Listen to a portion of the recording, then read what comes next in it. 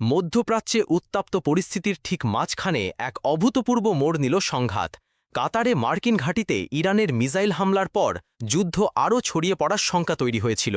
কিন্তু হঠাৎই সকলকে চমকে দিয়ে মার্কিন প্রেসিডেন্ট ডোনাল্ড ট্রাম্প যুদ্ধবিরতির ঘোষণা দিলেন।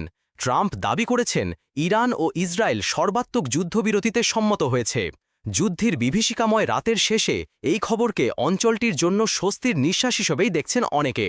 তবে ইরানের পক্ষ থেকে স্পষ্ট করা হয়েছে, এখনও কোনো চূড়ান্ত চুক্তি স্বাক্ষরিত হয়নি। বিশ্লেষকরা বলছেন, ট্রাম্পের এই ঘোষণার পেছনে রয়েছে কাতারের গুরুত্বপূর্ণ ভূমিকা। কাতারের মধ্যস্থতায় ইরান যুদ্ধবিরতির শর্ত নিয়ে আলোচনা করতে রাজি হয়েছে। অন্যদিকে ইসরায়েলও হামলা বন্ধের শর্তে যুদ্ধবিরতিতে প্রাথমিকভাবে সম্মত হয়েছে বলে খবর। কিন্তু এই যুদ্ধবিরতি কতটা টেকসই হবে তা নিয়ে বিশ্লেষকদের মধ্যে সংশয় রয়েছে। কারণ ইরান এখনও স্পষ্ট জানিয়ে দিয়েছে, ইসরায়েলের অবৈধ আগ্রাসন বন্ধ না হলে প্রতিরোধ অব্যাহত থাকবে।